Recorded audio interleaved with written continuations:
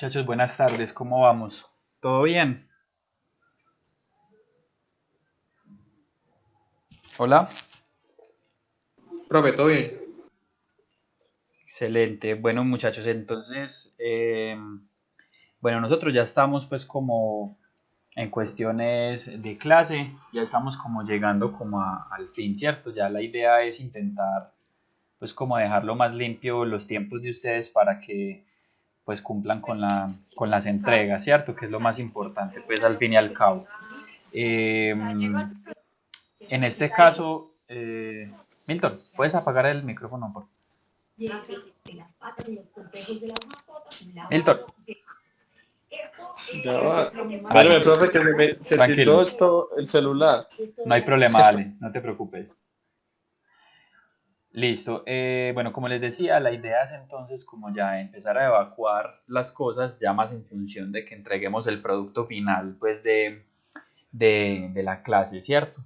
Eh, lo más importante pues es como que procuremos como equipos cada uno, tanto de deterioro como de Capitán Ketchup, que al momento de que tengan una dificultad que consideren a tiempo que les puede perjudicar pues para entregar pues justo en el tiempo de entrega que es, me lo avisen pues con antelación para ver qué alternativas tenemos y cómo solucionar. Listo, eso es como la petición más grande que les hago, porque recordemos que al estar ligados pues con el tema de semillero y también al mismo tiempo pues con el compromiso que tenemos como semestre pues de entregar productos terminados de la mejor calidad posible, pues de alguna manera digamos que no cabe dentro de las posibilidades no entregar nada, ¿cierto? Entonces vamos a estar muy pendientes ya de aquí en adelante, pues como de qué cosas pueden faltar, qué dificultades grandes se tienen, para que me las cuenten y como sea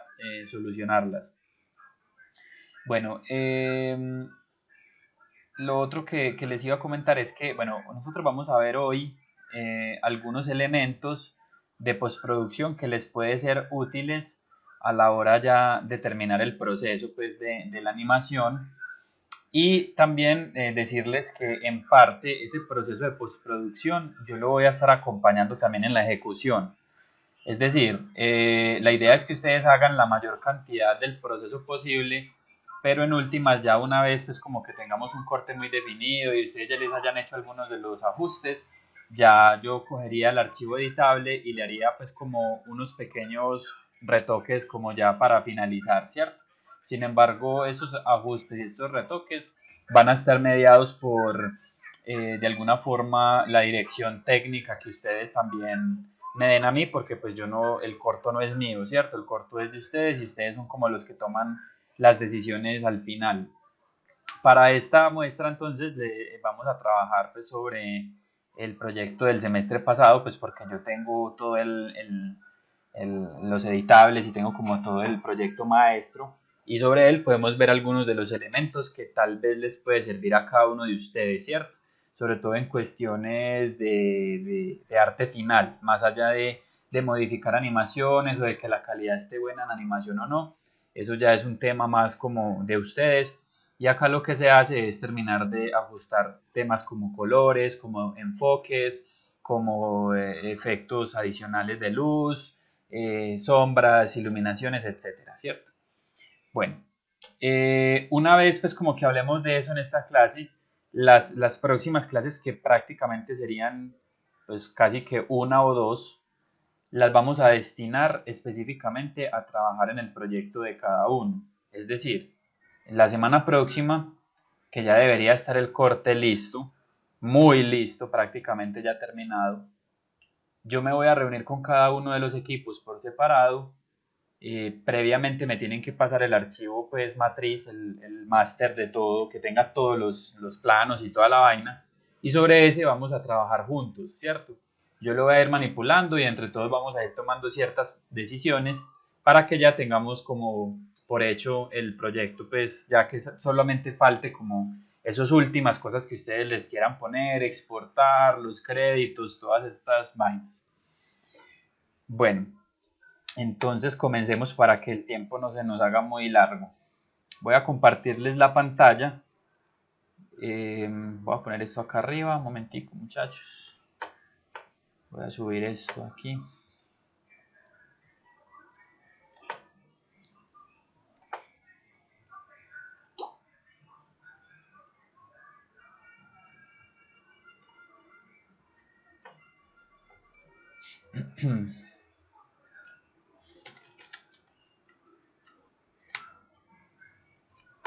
Bueno, me pueden hablar por cualquiera de los medios, sea por voz, por mensaje, sea por el Hangouts o dentro de la ventana de videollamada. Bueno, como pueden apreciar aquí en la pantalla, nosotros tenemos un archivo de After que básicamente es la conjunción de todos los planos pues, que se encuentran en la historia. Esta historia particularmente tenía pues una cantidad considerable de planos. Aquí pues en total si ustedes ven el máster, pues no, estos no son todos los planos, pero en capas superficiales, porque estas son superficiales, estamos contando con 117 capas, ¿cierto? Como ven ahí pues en el archivo. Más o menos haciendo un análisis pues como en escala, digamos que las capas que ustedes ven supermontadas, que están por ejemplo acá arriba, estas cuatro de acá, equivalen a un plano, ¿cierto? Casi siempre que ustedes vean una escala es un plano distinto. Estamos hablando, yo no recuerdo exactamente, pero es algo así como unas 28, 29 capas, perdón, 29 planos más o menos, no recuerdo muy bien. Pero por ahí va más o menos pues como el asunto. Entonces en este máster la idea es, bueno, hay algunos temas pues como de desorden que tuvieron que ver sobre todo con tiempos de entrega un poco quedados, pues habían personas que no entregaban a tiempo sus cosas y eso se ve reflejado en que tocaba poner capas encima de otras aquí en este máster.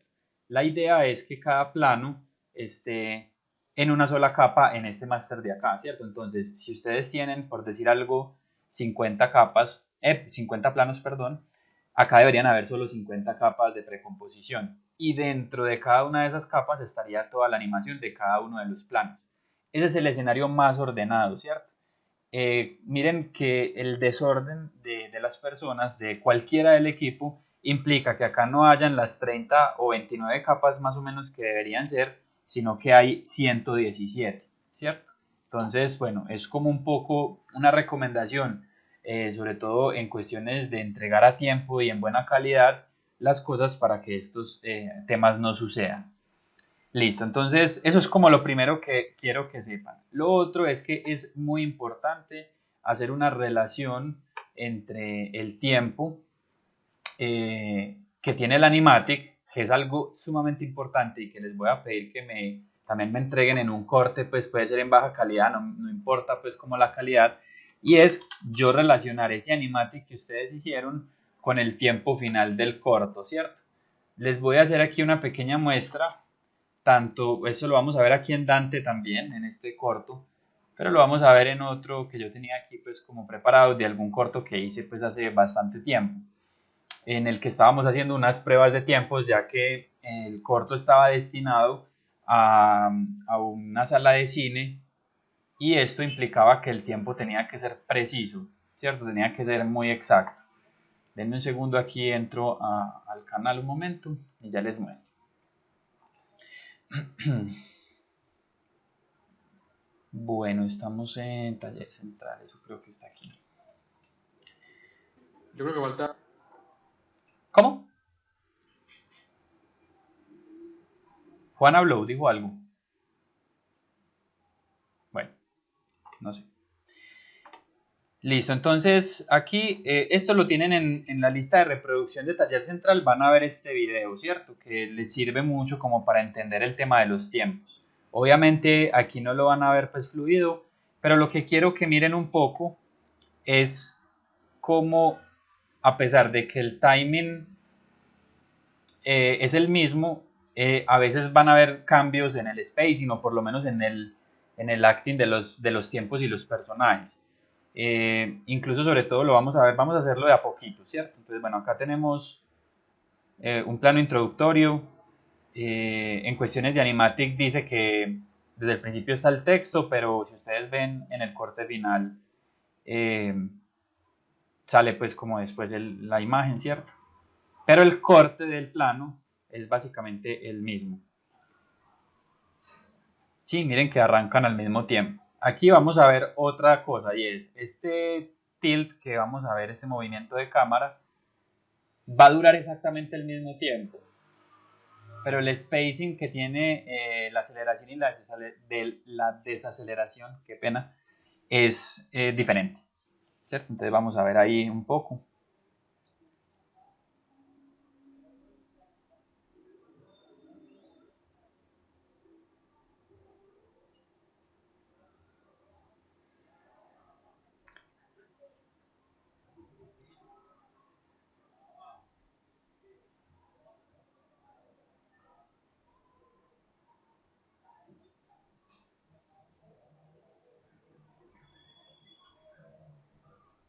Como apreciamos, el tiempo que está pasando entre una acción y la otra los planos duran exactamente lo mismo, solo que las acciones tienen un acting distinto, un spacing en cada uno de sus dibujos. Obviamente en el animatic es muy difícil apreciar esas cosas, entonces normalmente el animatic es más choto como en ese tipo de asimilaciones. Sin embargo, miremos que los tiempos de las expresiones, los cambios de algunas de las acciones más importantes pasan casi que al mismo tiempo dentro del tiempo exacto de cada uno de los planos, ¿cierto? Bueno, creo que por acá, a ver qué más hay así importante para mencionar. Bueno, lo otro que de pronto es pues, importante es que miren que acá en el animatic hay un timecode, un código de tiempo que nos permite pues ir mirando de a pocos en qué segundo estamos de la historia, cuántos segundos dura el plano, en fin, como mirar ese tipo de cosas. Esto es importante, sobre todo pensar como un poco en el timecode para uno más o menos tener una idea más clara de en qué punto va dentro del video y saber pues cómo irlo elaborando pues a medida que se va avanzando pues la animación, ¿cierto? Muy bien, esa es básicamente pues como la relación de animatic. Aquí en el caso de Dante, sobre todo por ser un proceso académico y todo el tema pues de aprender cómo hacer una producción, nosotros nos pegamos al animatic de la mejor forma posible. Sin embargo, aquí hubo algunos elementos que a medida que hacíamos el corto, nos íbamos dando cuenta que tal vez faltaba agregar, ¿cierto? Esto yo se los permito y me parece que es válido siempre y cuando enriquezca la historia. Y nos damos cuenta de esas cosas, sobre todo ya una vez estamos pues ya en la producción. Entonces, si pueden apreciar acá arriba en la parte superior, pues está todo el corte del animatic, tiene pues su respectivo timecode y aquí pues todas estas dos capas que están arriba en el archivo de After Effects corresponden al animatic. Ahora, como pueden ver, hay un espacio entre lo que está pasando por aquí y aquí finalmente el animatic, luego de que pasa esta acción, desaparece.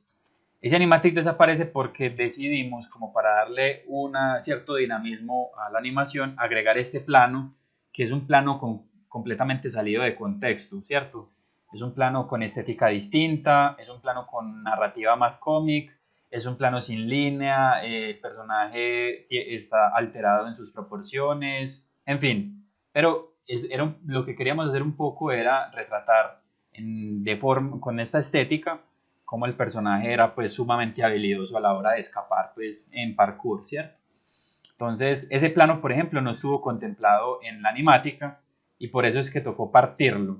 Sin embargo, de ahí para adelante, si yo reprodujese pues el video, claro que acá se me va a tostar porque es demasiado pesado el archivo. Voy a devolverlo acá un poco. El animatic, si logran ver de pronto, pues se ve muy chiquitico, pero si ustedes aprecian los tiempos en los que cambia cada plano, son los mismos, ¿cierto? Y esto es un poco atender a que se pensó con el mayor detenimiento posible los tiempos dentro de ese animatic, ¿cierto? O sea, que la historia se contaba con muy buenos tiempos dentro del animatic, entonces ya no había que inventar, sino que era simplemente apegarse a los tiempos que estábamos viendo pues en pantalla, ¿cierto? Ahí no sé si lo logran apreciar, pero más o menos se ve que los tiempos ahí se corrieron un poquito, pero no es nada muy grave. Miren que acá vuelve y empata nuevamente. Entonces la idea es esa, como que ustedes también hagan un poco ese ejercicio de que cuando estamos haciendo el montaje del video ya final con los planos animados y todo esto, la idea es que tengamos ese animatic siempre como referencia, que no sea algo que ya desechamos y botamos, porque él va a ser nuestra guía de tiempo más precisa, listo. Simplemente lo ponen chiquitico a un lado o lo ponen en transparencia, ustedes ya pues como que toman esa decisión. Muy bien, entonces, como les mencionaba, nosotros tenemos este archivo que es el master, en donde están todos los planos, digamos, divididos, y ellos van a tener, adicional a eso, van a estar jerarquizados por una composición, digamos, más general, en la que básicamente vemos el video mezclado, ¿cierto? Acá está pues partido, pero fue por una cuestión de decisión de tiempos, pues que se hizo un pequeño cambio. Sin embargo, la idea es que en este plan, en esta precomposición, donde adentro están todos esos montones de capas, aquí es donde hacemos como el color final, ¿cierto? Este proceso es el último que se hace. Entonces acá utilizamos diferentes herramientas de color que tiene el programa de edición, no tiene que ser After necesariamente, y sobre este es donde ya pues como decidimos la estética final del corto. Otro elemento que se decidió pues incluir acá era darle una visualización más cinematográfica, una apariencia mucho más alargada al formato de imagen, y por eso es que se agregaron las barras superior e inferior negras, ¿cierto? Aquí les hago una aclaración, pongan mucho cuidado si ustedes quieren hacer lo mismo, que esté pensado el corto desde el principio para ponerle esas barras, ¿sí? Porque si no está pensado van a botar un montón de información o se van a ver mal compuestas las imágenes. En este caso se pensó desde el principio y por eso se pusieron pues como algunas de esas barras, ¿cierto? Incluso aún pensándose esas composiciones, hay algunos errores en algunos planos. Por ejemplo, si este plano hubiera quedado así como lo están viendo en pantalla, el encuadre de la mano del niño estaría demasiado perdido. Esas barras afectarían muchísimo como la composición, a diferencia que si yo lo viese de una forma más abierta, ¿cierto? Bueno, entonces, digamos que con esto, en este punto, en donde ese es el color final, se tuvo que haber hecho una previa colorización adentro de cada uno de los planos, ¿cierto? Esa previa colorización de adentro, o sea, la de acá afuera, su intención es generar el look final, o sea, como yo quiero que ya se vea el corte.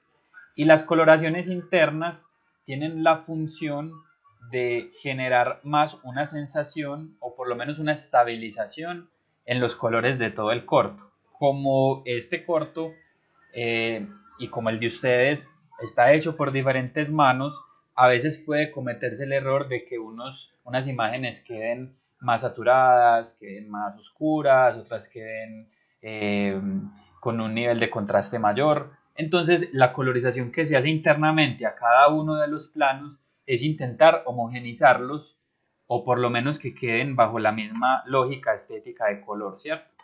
Esos como son ajustes como menores que se les puede hacer. También acá adentro de cada uno de los archivos, de cada uno de los planos, lo que vamos a hacer son diferentes efectos, como las luces, las sombras y todas esas cosas que en algunos casos, o sea, no siempre, se hacen es en postproducción, ¿cierto? Hay animaciones que requieren que las sombras se hagan desde el principio y eso digamos, a depender un poco de las estéticas que se estén buscando, ¿cierto? El anime, por ejemplo, hace una mezcla de ambas técnicas. Hacen una técnica de colores desde el principio, de sombras puestas directamente en la animación, y también hacen un proceso de unas sombras, digamos, digitales que se hacen en postproducción. Muchachos, denme un segundo, yo cierro la ventana que ya está llegando el señor de los aguacates y no me está dejando escuchar. Muchachos, hasta ahí estamos claros de lo que hemos hablado un poco de la forma en la que vamos a componer el archivo final. Profe, Sí. yo tengo una cosa de la sombra, entonces digamos a los fondos sí se le puede uno poner sombras y luz. Bueno, a ver, tú puedes hacer el proceso en ambas circunstancias. Tú puedes poner las luces y las sombras directamente desde la ilustración, ¿cierto? En el diseño del fondo como tal. Hay algunas luces y sombras que se pueden poner en postproducción, pero lo que tienes que tener claro es que son diferentes. O sea, obviamente como es un proceso digital, van a tener unas limitaciones técnicas mayores a que si nosotros las ilustramos directamente sobre el fondo, ¿cierto? Normalmente lo más recomendado es ponerlas de una vez.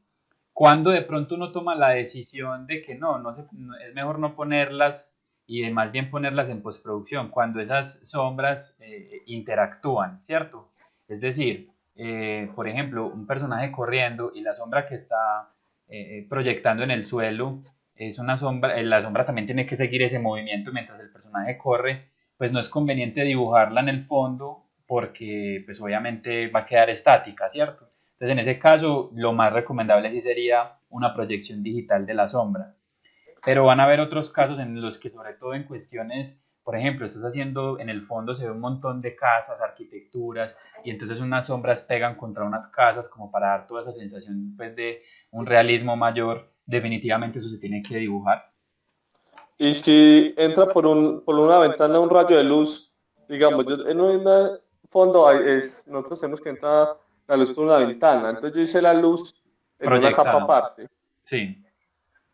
¿Así Eso, funcionaría bien o...? sí, de hecho, pues el hecho de que lo hayas puesto en una capa aparte se va a prestar para algo que ya les voy a explicar aquí, como algunos de los recursos que pueden usar en After Effects que funcionan muy bien. Eso que hiciste está perfecto, ¿cierto? Porque, bueno, primero lo dibujaste ya directamente en el fondo, pero lo hiciste en una capa aparte, o sea que podríamos manipularle algunos elementos, pues algunos parámetros para que se vea mucho más genial, listo.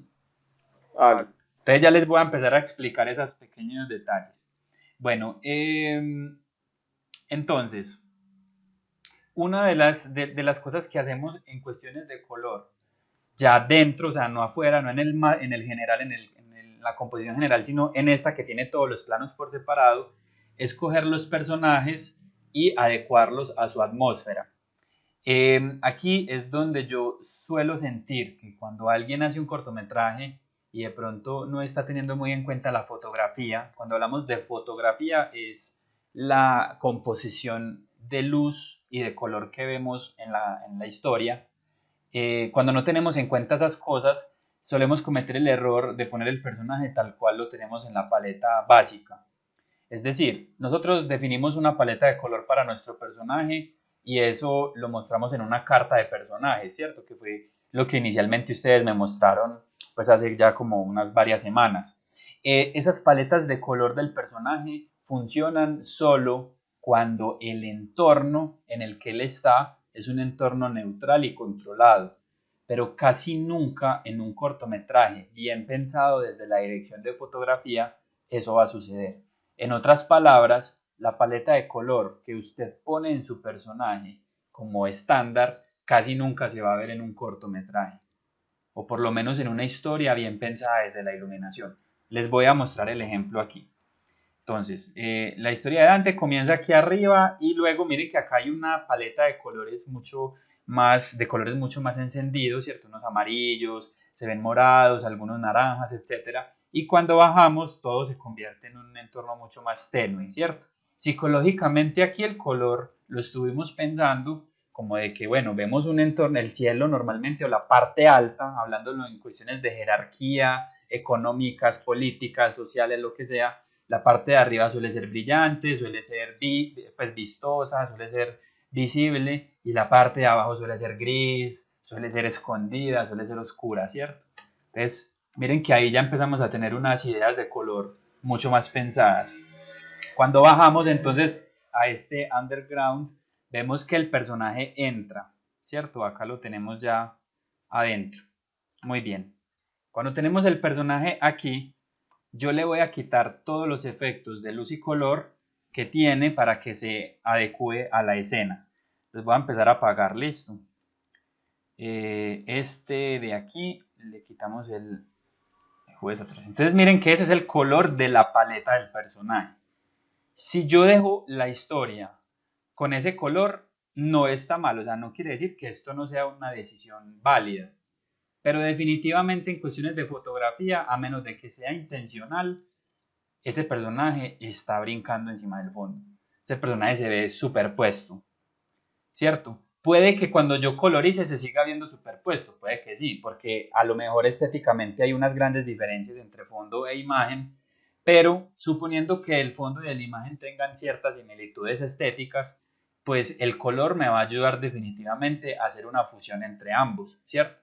En cuestiones de pensar cómo está proyectándose la luz en el personaje, tanto a la cosa. Muy bien, entonces como el personaje está oscuro y él está escondido, perdón, el personaje está escondido y yo quiero que se vea escondido precisamente también en la imagen, o sea, que se sienta un poco que él está como en medio de la penumbra para que no lo vea ese personaje que está caminando en el fondo.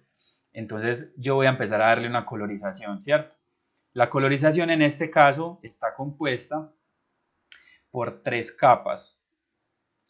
Esas tres capas, denme un segundito aquí, yo miro algo. Vamos a hacerlo más despacio para que lo vayamos entendiendo. Aquí todavía no les voy a mostrar cómo agregar luz digital o sombra digital, pero lo que sí es mostrarles cómo se agregó el color, ¿cierto? Bueno, entonces lo que hay varios parámetros para aplicar color pues en After y en Premiere. Eh, Ustedes pueden cacharrear y mirar cuál les gusta más, pero yo les voy a recomendar dos grandes plugins que vienen, pues no tienen que instalarlos, ellos vienen directamente en After, pero son los más importantes en cuestiones de colorización, por lo menos colorización básica, ¿cierto? Pues una colorización general, digámoslo así. Entonces tenemos el Hue Saturation, que es tono saturación, en el que vamos a manipular los tres parámetros que hablamos ya de colores pues en otra clase, el tono, la saturación y la luminosidad. En este caso, si yo activo el efecto, entonces miren que el personaje, el color de la piel sobre todo es lo que más se le quiso hacer cambio, porque si nosotros vemos y nosotros pensamos en un color matriz o un color que domine dentro de la composición, definitivamente son los verdosos, ¿cierto? Unos verdosos muy desaturados. Entonces, como ese color de piel del personaje es tan encendido, como tan Profe, rosado, sí, disculpe, pero se está grabando la clase. sí, yo la estoy grabando. Ah, listo. Sí, para verla luego como es. Listo, de Como es una. Entonces, como yo tengo el personaje con el color de piel muy salido, de hecho es un color complementario al color que estamos viendo principal, lo que yo intenté fue empezar a modificar estos parámetros y ponerlo en este tono, ¿cierto? Los parámetros yo no les podría decir, no, le puse menos 22 y más 31 porque eso va a ser demasiado determinante dentro de eso, o sea, va a determinarlo es la composición que usted tenga. Pero aquí lo que hice es palabras más, palabras menos, le bajé luminancia, o sea, que los colores queden más oscuros porque estamos en un lugar más oscuro. Le bajé saturación porque no quiero que los colores se vieran tan vivos. Y finalmente le modifiqué el tono de verse más rojizos, más rosados, a que se vean más verdosas las cosas, ¿cierto? Aquí también aclaro una cosa que tiene que ver con dibujo 3 y es que en este contexto, si yo miro esta composición, yo sigo asumiendo que mi personaje tiene la gorra roja. ¿Cierto?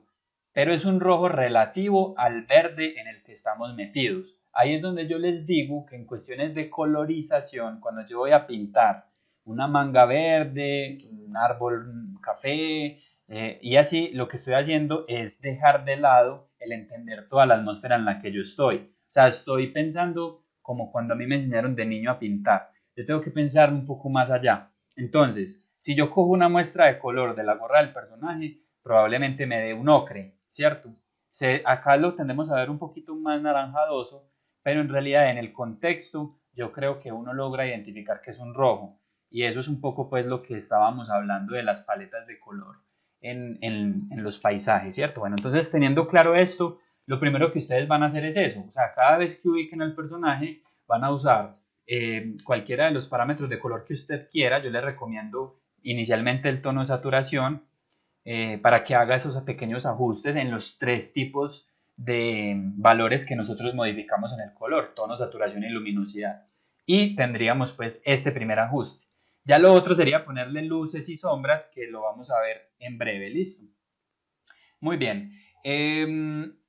Ahora, yo tengo que pensar que el personaje tiene, sobre todo de forma muy importante, unos elementos que me deberían darle volumen, que serían la luz y la sombra, pero una cosa en cuestiones de sombra es la sombra del volumen del personaje y la sombra proyectada del personaje, ¿cierto? Para ver esto mejor me voy a adelantar a otro plano. Esperen que yo acá los tengo pues ya como separados. Es el plano del segundo 50, por aquí. Yo miro 50. Denme un segundo, por favor. 5009, este plano, acá sí se ve muy bien. Bueno, entonces tenemos este plano. Este plano tiene muchas cosas, muchísimas. Tiene incluso pues capas adicionales en las que empieza a salir una mano. No sé si logran apreciar, pero aquí al final se desenfoca el personaje y acá al principio el personaje está enfocado y la mano llega desenfocada. Acá se ve la mano desenfocada y el personaje se ve enfocado. Es un cambio pues de foco, ¿cierto? Esas cosas, por ejemplo, que ayudan a resaltar sensaciones dentro de la historia, se hacen más fácil en postproducción. Es más difícil que yo dibuje el personaje desenfocado y después lo vaya enfocando manualmente en Photoshop que hacerlo pues animado acá directamente, ¿cierto? Esas son cosas que se tienen como que pensar. Pero si ustedes ven, el personaje tiene aquí una luz y sombra de volumen, o sea, yo veo que, por ejemplo, en el lado derecho estamos identificando que la luz viene desde el lado derecho, la luz del sol, es una luz amarillosa, entonces probablemente en el guión se decía que era atardecer, es cierto, como que ya empezaba a caer el día, y vemos que el resto del personaje tiene un tono como más rojizo, más azuloso, que sería como la sombra de volumen, ¿cierto? Este tipo de luces y sombras que están viendo ahí, que todo el tiempo van a interactuar con la posición del personaje, miren que si él baja la mano, aquí, ya aquí no se ve la luz, sino que solamente se ve acá y se ve acá. Eso es más recomendable hacerlo digitalmente, porque si no me tocaría cuadro a cuadro empezar a poner una luz, una sombra, una luz, una sombra, ¿cierto? Eso no está mal, o incluso no es necesario que la sombra y la luz se muevan. Eso no es necesario, pero es una muy buena técnica para hacerlo, ¿cierto? Lo digo que no es necesario porque hay muchas animaciones que funcionan con la sombra pues normal, ¿cierto? Con una sombra dibujada directamente en la animación, en el personaje, y al yo moverlo, pues la sombra sigue el movimiento y eso no tiene nada de malo, que incluso es un poco la estética que está manejando Capitán Ketchup, ¿cierto? Muy bien, pero si quisiéramos hacer esto en algunas cosas que Capitán Ketchup, a pesar de que les puso ya sombras pegadas a los personajes, pueden hacer esto encima, o sea, les funciona perfectamente. Entonces la técnica es mediante 3 capas. Entonces les voy a mostrar cómo funciona. Igual recuerden que esto les queda grabado bueno, acá hay un color adicional que ya les explicaré en un momentico. Acá está la otra capa y aquí el personaje, bueno, el personaje está precompuesto, vamos a entrar en él. Acá pues lo vemos separado, entonces es mucho más cómodo. Voy a subirle la resolución para que lo veamos mejor. Bueno, entonces este personaje tiene luz, tiene sombra, ¿cierto? Eso es lo primero que vamos a ver. Si ustedes ven, él tiene 3 capas. Son 3 copias exactas del mismo archivo, ¿cierto? Entonces tenemos una capa inicial que es el personaje, le voy a quitar acá una cosa para que lo veamos mejor, una capa inicial que es el personaje en su volumen más oscuro, en su tono de color más oscuro, ¿cierto? Acá vuelvo y les muestro, ¿alguien iba a decir algo? No, bueno, aquí les vuelvo y les muestro que el personaje en su paleta original es así, y miren que lo que se hizo fue oscurecerse, ¿cierto? Miren que prácticamente nunca el personaje está con su tono de color original porque hay muchas variables dentro de la atmósfera del corto. Muy bien, entonces tenemos el personaje oscuro. Acá no se utilizó tono saturación, aunque se hubiera podido usar tranquilamente. Se usó el segundo parámetro que yo les recomiendo a ustedes, que se llama el Lumetri Color o color de Lumetri, pues, ¿cierto? Se encuentra así en español. Este es el parámetro de color más potente que tiene el After Effects pues por defecto. También lo tiene el Premiere y lo tienen tienen pues un montón de opciones que eso lo veremos si ustedes tienen clase conmigo más adelante en herramientas digitales. les explicaré un poco pues de eso. El tema es que Lumetri tiene una gran ventaja y es que, como ustedes pueden ver, cuando yo meto el Lumetri Color, él tiene muchos parámetros. Tiene corrección básica, corrección creativa, curvas de color, ruedas de color, tiene tono, saturación y luminosidad secundaria y tiene viñeta, ¿cierto? Entonces yo puedo irle modificando. Es mejor dicho, es como si yo tuviera muchos parámetros de color para modificar en un solo plugin. Entonces por eso es que es tan funcional. En este caso entonces el color del personaje se modificó bajándole un poco de luminancia, un poco de saturación también y se matizó hacia los azules. Yo les podría mostrar cómo manipular algunas cosas de color, pero siento que también se alargaría mucho, lo podríamos hacer en otro momento, pero sobre todo es que yo siento que entendiendo el tono, la saturación y la luminosidad, ya solamente es cuestión de que usted cacharree y vaya moviendo valores, pero intentando ser muy consciente del tono, la saturación y la luminosidad. Entonces esta primera capa, como les digo, la de más abajo, tiene esa configuración de color del área más oscura que va a tener el personaje en volumen. La segunda capa es lo contrario, ¿cierto?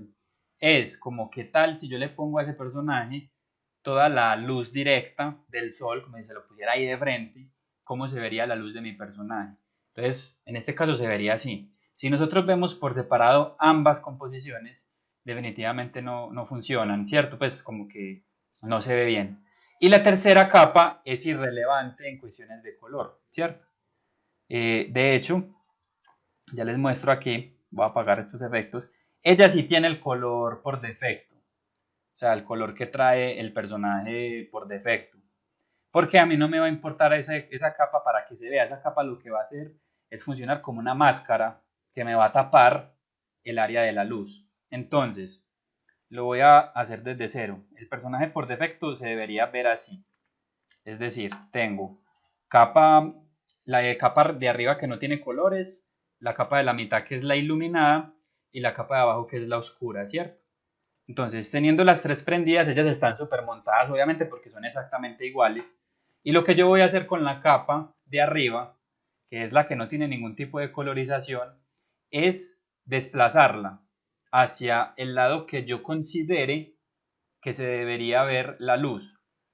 O sea, al lado contrario, perdón. Entonces, si yo quiero que la luz se vea al lado derecho, yo voy a empezar a desplazar esta capa hacia el lado izquierdo, ¿cierto? Miren que se alcanza a ver pues como una línea.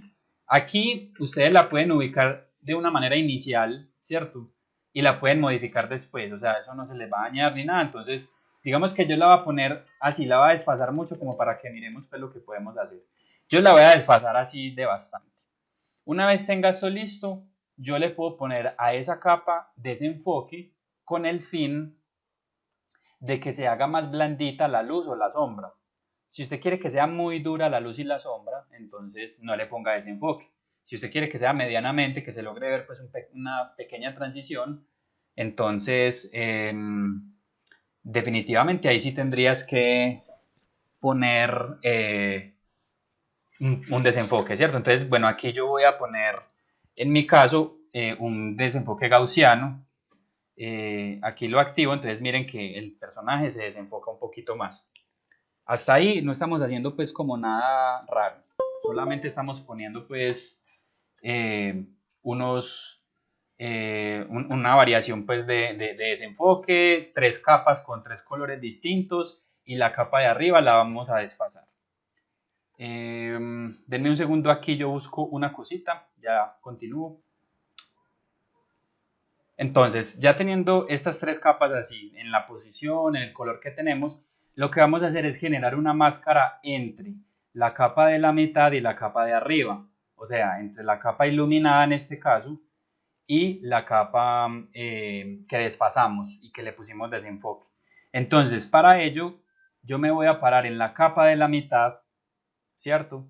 Y voy a cerciorarme de que acá haya esta opción, ¿cierto? Que dice mate en, a ver cómo se diría, creo que se llama rastreo mate o mate seguimiento, algo así. Si alguien tiene de pronto el after ahí, lo tiene en español, bacano pues que me diga, que es que no recuerdo bien cómo, creo que es mate de seguimiento. Si usted esta opción no la tiene activada, entonces usted se va a ir a la parte inferior izquierda del after y va a empezar a apretar estos iconitos que están acá y seguro en alguno de ellos le va a salir traque, pues esta opción de seguimiento de rastreo pues de mate. Entonces recordemos que nos tenemos que parar en la capa de la mitad, ¿cierto? Y tener la máscara que desfasa, o sea, la capa que desfasa, la tenemos que tener justo arriba, no puede haber ningún otro tipo de capa encima. Pues justamente encima, pueden haber muchas más arriba de esas, pero el mate lo va a hacer directamente con la capa que está justo encima de la que estamos parados. Entonces, parados en esta capa le vamos a dar alfa mate, vamos a probar inicialmente con alfa mate, y miren que lo que pasó fue lo contrario, ¿cierto? Me puso la luz encima del personaje, pues del desfase que hice y la sombra al otro lado. Entonces vamos a probar la segunda que sería alfa invertido, ¿cierto? Entonces al darle alfa invertido, ahí sí el personaje tiene la posición que yo quiero. Ahora, como yo desfasé tanto el personaje, miren que la sombra y la luz como que no tienen demasiada lógica. Entonces ya yo lo que puedo hacer es pararme en la capa de arriba, que miren que inmediatamente yo pongo el mate, pues ese alfa que estamos poniendo, ella se apaga, se le apaga el ojito, dejémosla así porque ella ya no se ve, ella solo funciona como una guía. Y ya lo que yo voy a hacer es desfasarla, moverla al punto que yo necesito dentro de la composición, ¿cierto? Que en este caso sería más o menos así. Y ya con esto tendríamos pues la luz y la sombra del personaje. Miren que si yo acá manipulo sobre esa capa que le puse desenfoque, yo le bajo el desenfoque, miren que obviamente la sombra va a quedar marcada, ¿cierto?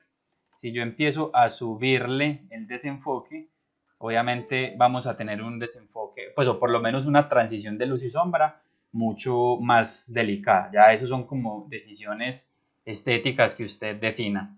¿Queda claro este temita acá? Pues obviamente ustedes van a ver el video con más calma, pero básicamente así pueden hacer luces y sombras para sus personajes. Listo, ¿alguien tiene una duda de pronto particular que quiera que le explique nuevamente de aquí o qué piensa? Bueno, espero que sí me estén escuchando por lo menos, porque nadie me responde. Listo, entonces voy a seguir por acá con la sombra proyectada. A ver, yo me vuelvo a parar acá arriba en Hangouts. La sombra proyectada es la que, por ejemplo, cuando el personaje va caminando, lo que se ve en el piso o lo que se ve en las paredes, ¿cierto? Conforme más uno empiece a ser cuidadoso con eso, se va a dar cuenta de más cosas. Vamos a estar aquí entonces nuevamente en la capa ya por fuera, pues cuando ya lo vemos con fondo y toda la cosa, y vemos que el personaje no está pegado del todo a la pared. ¿Por qué sabemos eso? Porque hay una sombra que se ve reflejada en la pared mientras él trabaja, ¿cierto? Que es esta que ven acá. ¿Qué vaina es esa sombra? Básicamente es un duplicado de esta capa, o sea, se las voy a mostrar aquí, le voy a subir toda la opacidad. Es un duplicado de esta capa, de la misma con la que él está pintando, y solo lo que se hizo fue pues desplazarla hacia arriba o hacia abajo, ¿cierto? En este caso se ubicó más o menos acá, porque bueno, en la dirección de la luz más o menos funciona, porque se ve interesante ahí pues la silueta del personaje, en fin, también en cuestiones de composición uno va mirando eso. Y finalmente entonces se le baja la opacidad, que acá creo que era el 23%, para que se viera más leve, ¿cierto? También se le puede poner un desenfoque gaussiano, ¿cierto? Si yo le aumento el desenfoque aquí, por ejemplo, no sé, voy a hacerla un poco menos clarita. Miren que se ve pues más difuminada la sombra. Ya esas son decisiones de cada uno. Yo la quería aquí hacer un poco más fuerte. Bueno, y acá se le baja pues la opacidad. Y finalmente, pues lo que se hizo fue ponerla en silueta. ¿Cómo convierto yo una capa que tiene colores en una capa de silueta? Hay miles de formas. La que yo utilizo normalmente es con tono de saturación, con el primer parámetro de color que les mencioné, que está aquí. La voy a poner por defecto como viene. Miren que en realidad es la misma capa, tiene todos los detalles, pero si yo le bajo a la master luminancia, a la luz principal, la bajo del todo, ella me va a quedar en una silueta. Eso no tiene ningún otro tipo de ciencia. Ahora, aquí cabe aclarar una cosa, y es que recordemos que si yo me quiero apegar al tema de la colorización con más cuidado, las sombras no son negras, las sombras normalmente son complementarias a la luz principal que hay. Si yo quiero hacerle un cambio de color a esta sombra, yo puedo agregar un nuevo tono saturación encima de ese, lo voy a agregar, clic derecho, corrección de color, eh, tono saturación, y lo que voy a hacer es decirle que me colorice ese negro. Entonces miren que acá hay como una opción que dice colorizar y aparentemente no pasó nada porque para que se pueda dar una colorización el negro no puede ser negro 100%.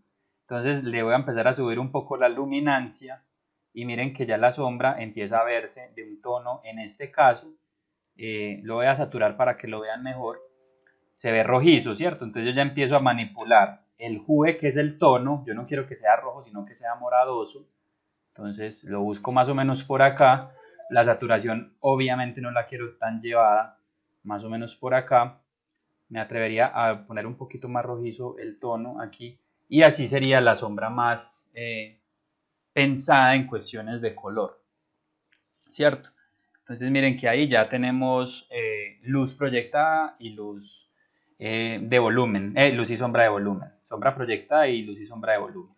Ahora, aquí también hay otro ejemplo de sombra proyectada y es básicamente un duplicado del personaje, pero invertido hacia abajo con el fin de que cuando él salga a correr, pues la sombra básicamente va a seguir pues como la acción, ¿cierto? Eso no tiene pues como mayor ciencia, básicamente es un duplicado invertido con la misma lógica de bajarle, de ponerlo en silueta, desenfocar y bajarle opacidad. Listo. Muy bien. A ver, yo miro por aquí algo más muy importante. A ver, brillo y sombra del personaje. Bueno, también vamos a ver una cosa que se llama la capa de color degradado, ¿cierto? Que eso es un tema que va a funcionar mucho y que se aplicó para darle sensación de atardecer a este cortometraje. Me voy a parar, denme un segundo, yo busco exactamente dónde es. 57, es este plano de acá.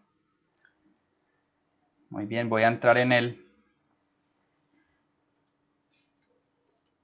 Sí, muy bien. Listo, este plano básicamente tiene la misma lógica que ya estábamos viendo. El personaje está compuesto por tres capas. Si entramos acá, vemos que el personaje tiene pues su sombra y tiene su máscara. Igual pues a lo que acabamos de ver. Pero adicional, la composición de esta imagen tiene un modo de fusión muy parecido a lo que hacemos en Photoshop, pero de un degradado de tonos que lo que hacen es reforzar la sensación, en este caso del atardecer, ¿cierto? Normalmente una forma de resaltar tonos es mediante colores complementarios. En este caso se utilizó, como el amarillo es un color principal, el complementario o sus sombras deberían ser una especie de morado rojizo, ¿cierto? Por ahí más o menos, puede variar un poco. Entonces voy a mostrarles aquí, lo voy a poner normal, sin modo de fusión, y le voy a subir toda la opacidad hasta el 39, es esto que ven ahí. Básicamente es un degradado cualquiera, ese está un poco más elaborado, pero se puede hacer más sencillo, un degradado normal, y está pasando de amarillos a azules, ¿cierto? Ustedes lo que pueden hacer es probar, bueno, primero la idea es bajarle un poco la opacidad porque pues ya va a ser demasiado fuerte, y lo que van a hacer es probar modos de fusión como lo haríamos en Photoshop. Ellos aparecen los modos de fusión en el mismo parámetro del mate de seguimiento, que fue lo que acabamos de hacer ahorita, que es aquí en la parte de abajo, en el segundo icono, y acá donde dice modo, simplemente yo sobre la capa voy a empezar a probar, ¿cierto? Por ejemplo, el multiply, puedo probar el screen, ¿cierto? Y cada uno me va a empezar a dar diferentes sensaciones, ya ni siquiera me acuerdo cuál fue el que pusimos. Color Dodge, no. Bueno, eso ya después yo lo probaré aquí. El caso es que miren que a medida que yo utilizo ese modo de fusión, lo que va a pasar es que en el sector donde está el amarillo se va a ver de una forma y se va a ver en el sector azul de otra. Eso me va a ayudar a darle profundidad de color, una sensación de luz y sombra mucho más marcada, ¿cierto? Y bien o mal me va a permitir pues como darle más vida a ese corto. Si yo saturo más esa variación de colores, miren por ejemplo ahí hasta se ve interesante. Si le bajo luminosidad también me va a generar otras sensaciones. Ya ustedes pueden ir modificando esa capa a su gusto y ahí tendrían otra forma muy valiosa pues de darle color. Si volvemos al plano anterior, al que estábamos aquí utilizando, este plano tiene exactamente una zona de color y miren la diferencia como se ve sin el uno y sin el otro, ¿cierto? Le damos más vida al lado derecho porque de ahí parte la luz del sol. Otro elemento importante dentro de estos planos es el destello, que como pueden apreciar, vamos a ver aquí, acá es donde lo tiene, sí. Si yo le apago el destello se ve así, como se ve de forma original, y ya al final yo le puedo poner unos destellos. Los destellos hay que usarlos con cuidado porque es un plugin como muy genérico que trae pues el After, pero a mí me parece que pensado o por lo menos direccionando bien las cosas nos ayuda a dar un efecto muy interesante. Les voy a mostrar, voy a ponerlo como a mucha potencia y yo puedo desplazar ese flare, ese destello, y a medida que yo lo muevo, miren que hay como eso se llaman fantasmas o ruidos de luz, y estos fantasmas o ruidos de luz se van a mover también a medida que yo desplazo el destello. Esto, por ejemplo, para hacer un mini paneo, para que la cámara tenga un pequeño movimiento de cámara y como generar la sensación de que el sol se está viendo afectado por el movimiento de cámara, eso le da demasiada riqueza a los planos. Entonces, este plano, por ejemplo, tiene ese efecto. ¿Dónde encontramos el lens flare? Bueno, les voy a decir una cosa pues para que ustedes no se enreden buscándolo aquí manualmente. El After Effects tiene una cosa que se llama efectos y ajustes preestablecidos, una ventanita que la sacan, aquí se meten a Window, pues a ventana, y buscan, en español sería efectos y ajustes preestablecidos, en inglés sería effects and presets, y la activan y sobre esta usted busca el efecto, ¿cierto? Aquí ya el tema es que en español obviamente los nombres van a tener un efecto, pues el efecto va a tener un nombre distinto, ahí ya tocas casi que recordar cómo se llaman. En inglés pones aquí lens flare y de una miren que la aparece. Creo que destello de lente se llama en español. Y ya lo escriben ahí y ya simplemente lo arrastran a la capa que le quieran agregar el efecto. Listo. Otro elemento importante es la vinculación o anidación, que es lo que solemos hacer cuando armamos un rig de un personaje. O sea, que el antebrazo esté pegado al brazo, que el brazo esté pegado al hombro y así, ¿cierto? La anidación funciona muy bien en ese caso, pero también tenemos que ser conscientes que nos puede servir para hacer montajes de escenas. Entonces les voy a mostrar, por ejemplo, aquí en el 37, este plano de acá. Este plano básicamente tiene una vinculación de todas las capas del personaje. Esperen, yo la ubico aquí. Tiene una vinculación, yo miro aquí un momentico, del fondo con el personaje, pero aquí no veo en dónde es que la vinculamos. A ver, yo miro acá adentro. Ok, bueno, acá como tal no hay una vinculación, pero bueno, aquí lo podemos hacer vinculado sin ningún problema. Y es, bueno, la capa del fondo, que es esta que ven aquí, voy a apagar estas dos. Esta capa es la que tiene el movimiento de cámara, ¿cierto? Para yo poder hacer este movimiento de cámara, si ustedes aprecian, miren que el fondo debía ser un fondo largo. Ahí es donde es muy importante saber cómo ilustrar los fondos. Entonces, como es un paneo hacia arriba, un tilt up, entonces, bueno, el fondo hace todo ese desplazamiento y para ya no tener que desplazar el personaje, yo lo puedo anidar, ¿cierto? O sea, puedo poner el lazo, ponerlo en la capa y finalmente se mueve. Acá no está así, pero funcionaría perfectamente para que tengan en cuenta pues que eso puede funcionar muy bien. Acá simplemente los dos tienen como la animación por separado, pero está muy bien sincronizada. Probablemente se copió y se pegó en uno y en el otro. Habría que revisar, pues que no lo recuerdo pues ya en este momento, cuál fue la intención de que se hiciera así. Bueno, entonces acá tenemos pues como ese tilt, ¿cierto? Otro elemento importante son los wiggle, que es un comando de aleatoriedad. Les pregunto, ¿han trabajado alguna vez el wiggle en algo? ¿Han usado wiggle en alguna animación? ¿O no tienen ni idea qué es el wiggle?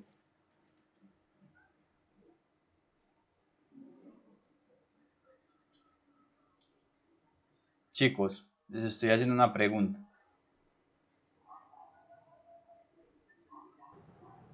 Ya no sé. Listo. Muy bien. Listo, súper. Bueno, entonces, el wiggle es un código que les va a servir muchísimo a la hora de animar aleatoriedades, ¿cierto? Vamos a ver aquí un ejemplo. Voy a volver aquí. En esta escena que les hablaba ahorita, pues que fue un inserto adicional. Si ustedes ven, ella tiene un movimiento como de vibración, no sé si lo aprecian. De pronto se ve muy lento pues en pantalla, pero es un movimiento muy rápido, como si estuviera temblando. Ese efecto de aleatoriedad sirve, por ejemplo, si uno quisiera generar la sensación de una cámara en mano. Recuerden que cuando una persona graba con un celular o con una cámara a mano, la cámara vibra mucho, se mueve bastante. Eso se puede hacer con el wiggle, que es una aleatoriedad.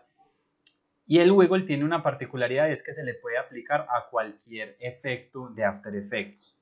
Entonces, el wiggle aquí en el caso de este plano está aplicado directamente a la posición, por eso se mueve para todos los lados en X y Y.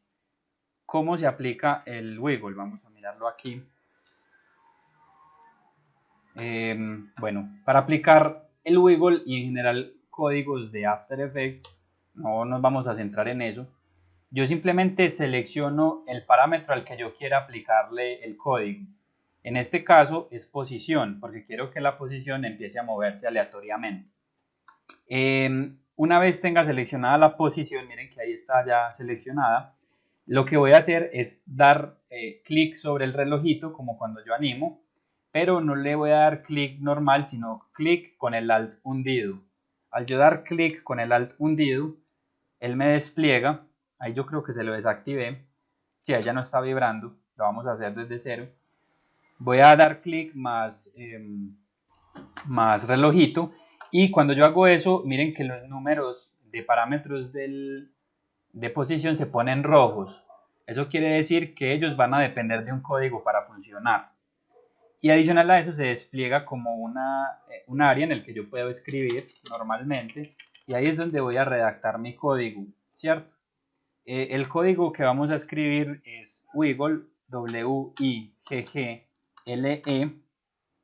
espacio, y abrimos un paréntesis, y ahí van a escribir dos números. Esto es un asunto de prueba y error, entonces lo voy a poner muy exagerado para que vean. Entonces, el primer número va a corresponder a la velocidad y el segundo número a la intensidad, ¿cierto? Estos números se pueden poner de 1 a 100 o de 1 a 99, no estoy seguro. O tal vez más, no, nunca lo he probado tan exagerado. Eso ya lo podrían probar ustedes. Entonces, la velocidad que yo le quiero poner inicialmente al mío va a ser 20, ¿cierto? Y voy a poner una coma y luego de la coma voy a poner el valor de intensidad. El valor de intensidad que le quiero poner va a ser 30. En cuestiones de números de wiggle, pues por experiencia estos números ya son un poco altos, entonces eso se va a mover horrible, pero esa es un poco la idea, ¿cierto? Miren cómo tiembla, no sé si ustedes lo ven en tiempo real, pero tiembla brutal. La pared que se fuera a caer el mundo ahí dentro del corto. Si yo empiezo a bajarle la intensidad, la velocidad y se la pongo digamos en 5, voy a ver que va a seguir igual de intenso, o sea, se va a mover mucho, pero a una velocidad menor, ¿cierto? Si yo le bajo el 30 y le pongo en vez de 30, 10, obviamente ya se va a mover lento y se va a mover también un poco menos exagerado, ¿cierto? Y así ustedes van a empezar a mirar y pueden modificar el wiggle, por lo menos en posición, funcionaría así.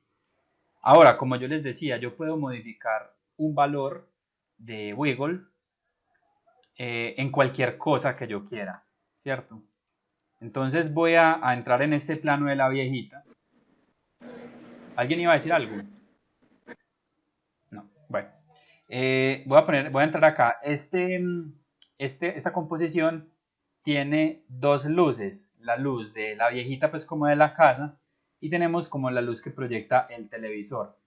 Para que se viera un poco más verosímil o que no se viera como tan estático, decidimos ponerle wiggle en opacidad a la luz del televisor y a la luz pues ¿cómo se llama? De la lámpara, ¿cierto? Entonces voy a hacer aquí algo, voy a apagar el televisor para que veamos la luz sola. Es básicamente un sólido ahí puesto encima. Y vamos a ver si de pronto quitando los fondos, es que tiene muchas capas. Bueno, creo que se alcanza a apreciar ahí.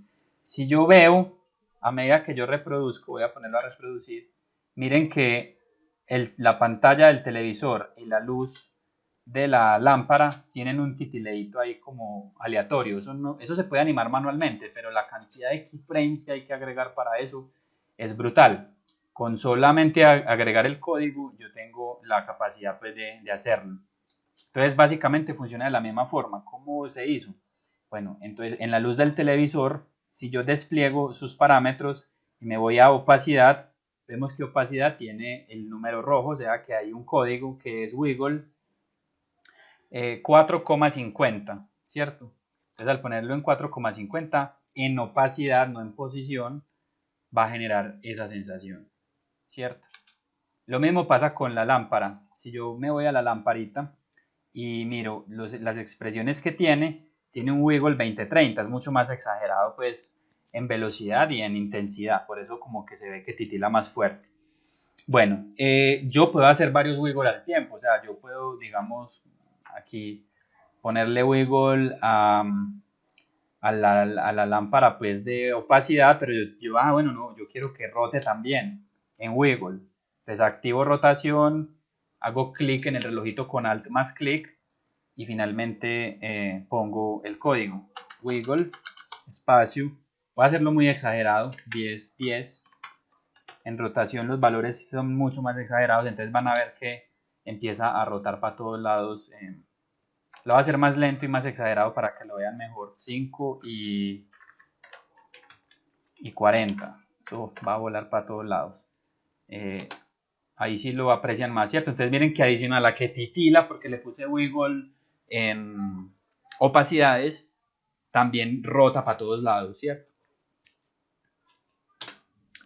Bueno chicos, básicamente esos serían pues como algunos, hay otros más, si incluso pues los invito a que si ustedes quieren hacer algún efecto en particular, yo no me los sé todos, pues o sea, en realidad eso es mucho como explorar, como practicar, como hacer pruebas, pero si tienen dudas y no logran como dar con algún efecto de luz, de movimiento que quieran hacer, me lo avisan y yo les ayudo pues como a solucionarlo. Entonces ya saben muchachos, la idea es que la próxima semana, que podríamos definir como la última reunión de la clase de serie, la vamos a dividir en dos momentos, uno con los de deterioro y otra con los de Capitán Ketchup. Para esa fecha tienen que tener ya el archivo de After con los planos puestos, montados, para que empecemos a jugarles con luces y sombras, con colores, y yo los voy a guiar en todo ese camino, lo vamos a hacer juntos, pues en esa sesión que vamos a tener listo. ¿Alguna duda o comentario adicional, muchachos?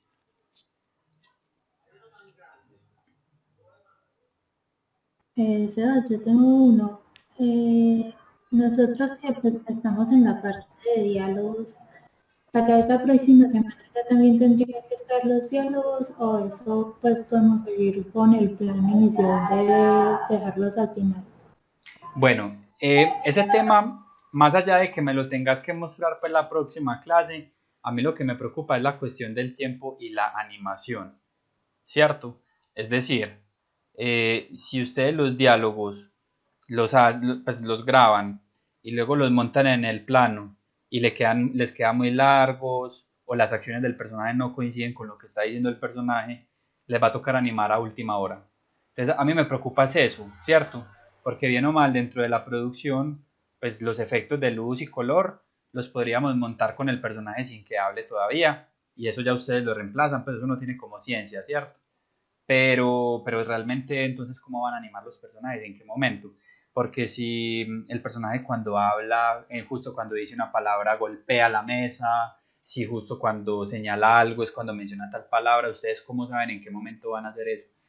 Lo van a hacer muy al final. Entonces yo siento que sí deberían acelerar ese tema, pero más por ustedes que por la entrega de la próxima semana. Camila pregunta que si tiene que estar animado. Claro que sí, tiene que estar animado. Es que ya la próxima semana es prácticamente la última semana. Entonces, sí o sí tiene que estar ya producido el corto, por lo menos en su forma más cruda. Por eso es que la próxima semana lo que hacemos es una labor de reunirnos para solucionar la mayor cantidad de cosas de postproducción, para finalmente ya que ustedes les terminen de hacer los ajustes, exportar y sale para pintura, porque ya no tenemos más tiempo, listo. ¿Alguien más tiene alguna duda? Bueno, entonces igual voy a estar muy pendiente pues lo mayor posible cuando vayan teniendo como ustedes duditas como muy puntuales dentro del proceso. La idea es que saquemos los cortos lo mejor posible. eh, si ustedes gustan, pues no es que sea un referente pues súper brutal. Yo sé que a muchos de ustedes no les parece lo más brutal del mundo, pero les puede servir bastante el tema de mirar el corto de Dante para que miren algunos efectos y algunas cosas que tal vez podamos ir elaborando y que de pronto ustedes puedan utilizar en sus cortometrajes. Listo. Bueno, otra cosa que les quería compartir que me pareció fantástico el ejercicio que hizo Migue en estos días es el Color Key. Se lo recomiendo muchísimo a los chicos de Deterioro, que incluso pues los en Deterioro también, en Dante se hizo uno, ya lo voy a buscar. ¿Dónde fue? ¿Dónde es que está? Deme un momentico. Bueno, acá ya lo encontré. Este es el color key de Dante. ¿Para qué sirve un color key? Es básicamente unas miniaturas de color de la historia. En estas miniaturas de color nos damos cuenta si narrativamente el color está primero, hay como una homogeneidad, o por lo menos uno siente que cada plano sí corresponde a la historia. Eso es como una de las primeras intenciones. Y segundo, si narrativamente el color está ayudando o no de alguna forma. Entonces, por ejemplo, en este color key, lo que nosotros vemos es un poco lo que yo les mencionaba de las zonas bajas y las zonas altas, ¿cierto? Cuando vemos cielo y vemos partes altas de la historia, son claras y cuando vemos zonas bajas son oscuras, son como relegadas, ¿cierto? Como perdidas. Y al final vemos un nivel de color mucho más fuerte en los amarillos, mucho más brilloso, como medio fantasioso, porque las escenas finales de la historia son, o sea, digamos que se sobreponen a la realidad. Entonces, de alguna manera uno ve que hay un orden en los colores un poco definido y la idea es un poco que ustedes con este color key vayan viendo eso. Por ejemplo, el color key que hizo los compañeros de Capitán Ketchup, el que hizo Migue, me pareció muy fantástico porque uno ahí alcanza a ver que efectivamente la paleta de colores que está seleccionada es demasiado cuidada. O sea, yo veo todo el tiempo que todos los planos tienen que ver uno con el otro y eso me parece fantástico. Pero tiene un pequeño problema y es que es muy homogénea toda la historia. Ahora, eso no quiere decir entonces que toca volver a pintar todo, no. Para eso está la colorización en postproducción. Lo que se puede hacer es, pensando un poco en la psicología de lo que queremos que muestre la historia a medida que vaya avanzando, podemos hacerle algunas pequeñas modificaciones de color a medida que va avanzando el corto. Por ejemplo, puede comenzar de unos colores mucho más vivos y pasteles y positivos e ir desaturando poco a poco o contrariamente ir saturando mucho más para mostrar que el personaje está teniendo problemas psicológicos importantes, ¿cierto? Eso lo podríamos, eso es muy sencillo, o sea, es algo que podemos ir como colorizando así rápidamente en Premiere, en un corte exportado de baja calidad, hasta llegar a un color que nos guste, pues, que les guste a ustedes sobre todo. ¿Alguien iba a decir algo? Bueno, y lo mismo con el caso de deterioro, ¿cierto? Yo he visto hasta las pocas cosas que había visto, claro que a mí me dejaron con un sinsabor, tengo que aceptarlo, cuando empecé a ver los colores finales de algunas de las escenas, ¿cierto? Porque sentí que los adaptaron muy a último momento, cuando eso debía haber sido pensado con más calma desde el principio. Digamos que la solución que le estaban dando es válida, no va a decir que no, pero definitivamente no es mi favorita, ¿cierto? Entonces, lo que podemos hacer también es un poco eso, o sea, una vez terminen la producción de todo y ya estemos montados ahí, explorar, o sea, hagan el ejercicio de montar así miniaturas como están viendo en pantalla, las miniaturas de todos los planos de la historia y sobre ellos, entonces, decir, bueno, ¿qué tal si oscurecemos este más, si saturamos este más? Y eso lo podemos hacer en la postproducción para que no perdamos pues como tiempos de realización, ¿les parece? ¿Les parece? Listo, muchachos. Chicos, ojo, pues más participación, que yo a veces me siento en un monólogo acá y a veces es importante que por lo menos cuando yo pregunte algo, todo, por lo menos la mayoría responda.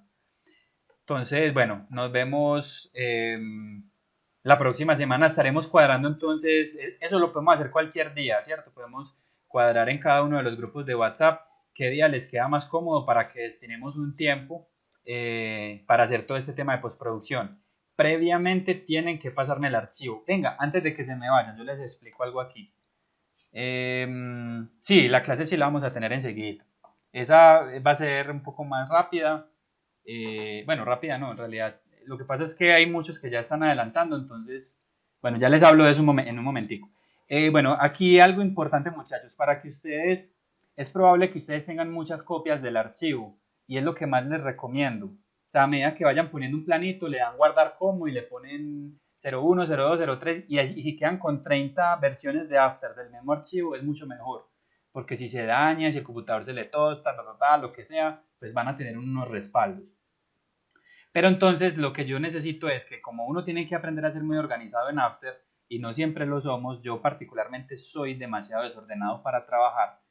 El After permite hacer una colección de archivos, o sea, crear una carpeta en la que él mismo se encarga de coger todos los archivos regados que usted tiene en todos lados y se los pone en una sola carpetica junto al archivo de After. Eso es lo que ustedes van a subir al Drive antes de que nos reunamos. Es decir, si por ejemplo los de deterioro me dicen, no, reunámonos el lunes a las 3 de la tarde para que hablemos de la producción, usted previamente tiene que subir el archivo de After Effects compilado, que es lo que les voy a explicar, para yo poderlo descargar, abrirlo en mi computador y pues trabajar más cómodos, ¿cierto? ¿Cómo hacemos para compilar el archivo? Sencillo. Nos vamos a archivo, nos vamos a dependencias y acá dice, no sé, recolección, ¿cómo se diría? No sé cómo se dice en español, cómo sería la traducción, recolectar archivos o algo así, no sé. Bueno, pero entonces ahí lo van a encontrar en dependencias.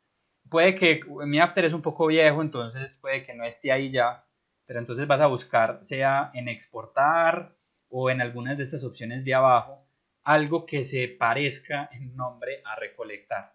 Una vez estén ahí, él va a hacer pues como una carga inicial y le va a preguntar que si quiere recolectar todo. Le va a decir que sí, todo lo que más se pueda recolectar de la carpeta, ¿cierto? Esperen que es que este archivo es demasiado pesado. De hecho, no debía darle grabar, pero bueno, no hay problema.